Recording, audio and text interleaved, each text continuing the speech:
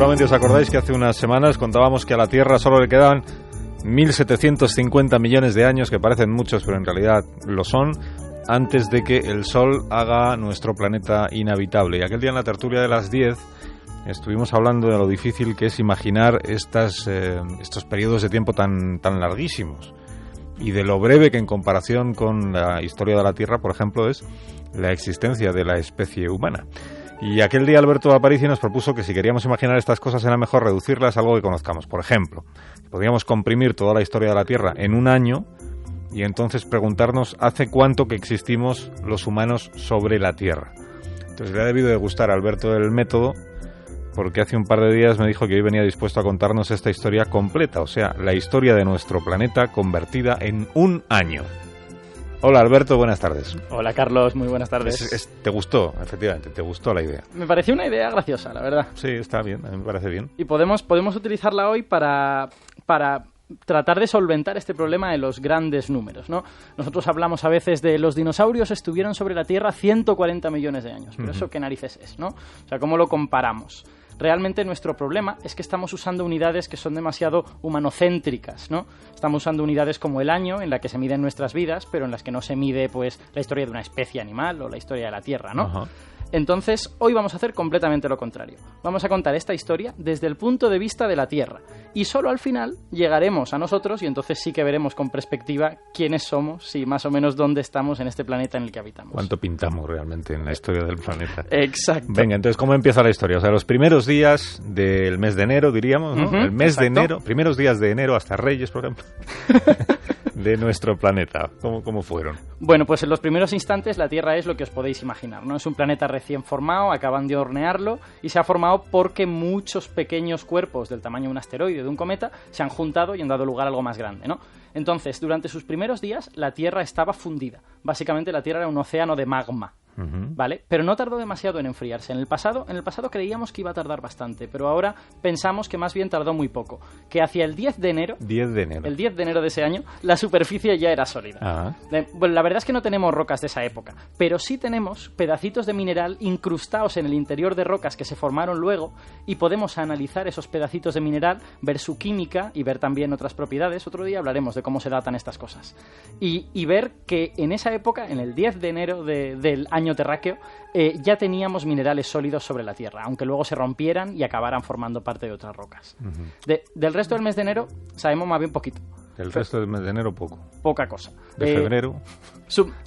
Suponemos que podría haber agua por las propiedades de estas briznitas de mineral. O sea, que quizá ya había océanos. Y hay incluso gente que cree que en esos océanos pudo haber vida.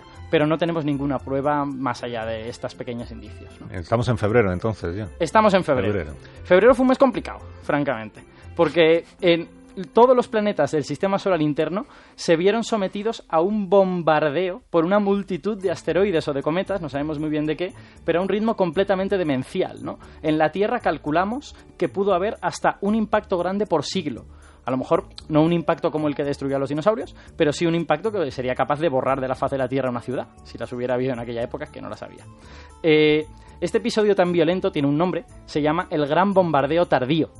Este tardío viene porque uno esperaba bombardeos cuando la Tierra se estaba formando, pero no lo esperaba mucho tiempo después, en febrero ya, ¿no? Si hubiera producido, por ejemplo, el gran bombardeo a mediados de enero, no se llamaría tardío. No sería tan tardío, digamos. Tardío se llama porque es en febrero. Claro, fíjate que el 10 de enero ya teníamos rocas sólidas. Sí. Hombre, si se hubiera producido el 15, pues es algo pensable. Pero el 1 de febrero, ¿por qué vienen ahora un montón de cometas? ¿Y esto duró todo el mes de febrero? Esto duró todo el mes de febrero. Es bastante, ¿no? Bueno, traducido a años humanos, sí. Me había prometido que no hablaría de años humanos. Bueno, solo esta vez. Pero bueno, traducido a años humanos son 300 millones de años. 300 millones de años de gran bombardeo. A un impacto por siglo. Pues sí fue un mes difícil entonces. Todas estas cosas, por cierto, en la Tierra ya no están. Eso es importante. La Tierra ha cambiado su geología, han pasado cosas y ya no lo podemos ver. Pero sí lo podemos ver en la Luna o en Mercurio, que son planetas sin erosión, planetas sin atmósfera. Entonces, ahí vemos lo que pasó en aquella época y deducimos que a la Tierra le debió pasar algo parecido. Estaba en el mismo sitio. Bueno, entonces febrero, un mes muy difícil. Sí. De marzo sabemos algo.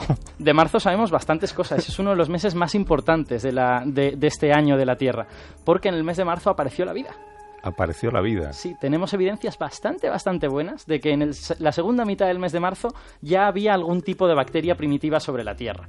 Claro, eran cosas muy distintas a las que conocemos, ¿no? No respiraban oxígeno, sino que hacían reacciones complicadas y poco eficientes con azufre que le permitía hacer lo mismo que hacemos ahora con el oxígeno, pero de manera mucho más lenta, ¿no?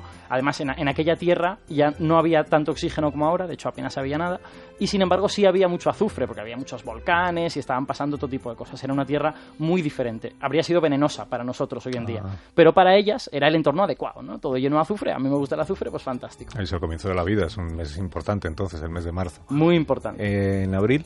En abril, la verdad es que es un mes del que no sabemos nada. No sabemos nada. Sabemos poquito, tenemos alguna roca, alguna cosa, pero es un mes en el que no parece que sucediera ningún gran evento, ¿no? Tenemos unas cuantas evidencias, pero muy pocas. El mes interesante de la primavera es abril, mayo. que es un mes de transición, que se dice. Efectivamente. Transición. Para la Tierra fue un mes de transición. Bien. Mayo. El mes interesante fue mayo. Porque en mayo estas bacterias primitivas inventaron la fotosíntesis, nada eso es más muy y nada importante. menos. La fotosíntesis, que es el proceso por el cual tú coges luz del sol, la utilizas para partir el agua en hidrógeno y oxígeno, y con esa energía fabricas comida a partir de CO2, a partir de cosas que no te comerías habitualmente. O sea que este fue realmente el primer paso de la vida moderna. Las bacterias de antes habían sido otro tipo de vida, y cuando inventamos la fotosíntesis, porque la inventaron nuestros antepasados, fue el primer paso de la vida tal y como la conocemos. Ahora bien, esta historia, este invento, tiene una cara B, como tantos otros inventos, ¿no? Que es que el oxígeno es una sustancia que no existía en la Tierra antes de que esta gente lo inventara, ¿no? Y de hecho es una sustancia muy reactiva, es una sustancia que quema, las cosas se queman porque reaccionan con el oxígeno, y en conclusión, los seres que no están acostumbrados al oxígeno lo ven como un potente veneno. Así que muy probablemente estos meses de mayo y junio también presenciaron la mayor extinción en masa de la historia de la Tierra. Fue una extinción silenciosa de seres que no habríamos visto si hubiéramos podido estar allí, pero probablemente perecieron millones de especies de microorganismos. Y después de este evento, después de esta gran oxigenación, que es como se llama a veces este evento, esos organismos primitivos quedaron relegados a los sitios donde nadie más llega, como por ejemplo el fondo del mar en esas chimeneas submarinas, o el fondo de cuevas en entornos muy ácidos con mucho azufre, que es lo que a ella les gustaba, ¿no?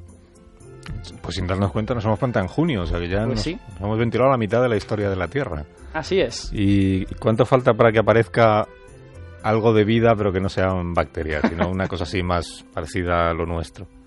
Bueno, pues todavía nos falta un poquito, la verdad. Un poquito. Sí, de hecho, ahora en este mes de junio, la historia de la vida se va a poner un poquito en suspenso, porque esta masiva liberación de oxígeno tuvo otra consecuencia más que a lo mejor no sería completamente deseable, que es que provocó la mayor glaciación de la historia de la Tierra. Joder. Esta glaciación, ¿te acuerdas cuando hablamos de las Una glaciaciones? historia de un sacrificio después de otro. La verdad es que sí. Es una carrera de obstáculos. Pues, Glaciación. ¿te acuerdas que una glaciación era un periodo de tiempo en el que había hielo permanente al menos en los polos? Bueno, pues esta glaciación fue particularmente severa, ¿no? Porque realmente no sabemos exactamente cuáles fueron los mecanismos que la desataron, pero sospechamos que el oxígeno jugó un papel muy importante. Porque la Tierra, antes del oxígeno, debía estar llena de metano, porque los volcanes liberan mucho metano. Entonces el metano es un gas de efecto invernadero muy fuerte. A lo mejor has oído hablar de ello, ¿no? Esto que hablan de las vacas, sí. los pedos de las vacas, exacto. Pues Fíjate que yo he dicho solo las vacas. bueno, las vacas no son metano. En el bien entendido de que todos los oyentes saben qué significa las vacas, el metano, qué es lo que pasa. Pero bien, está bien la aclaración. Bueno, lo siento. La cuestión es que la Tierra estaba toda llena de metano, muy calentita en aquella época, que además es una época en la que el sol no brillaba tanto como ahora, por lo tanto no daba tanto calor. Son las 9. Y al llegar el oxígeno, convirtió ese metano en dióxido de carbono. El dióxido de carbono también es un gas de efecto invernadero, pero es un gas de efecto invernadero mucho más leve.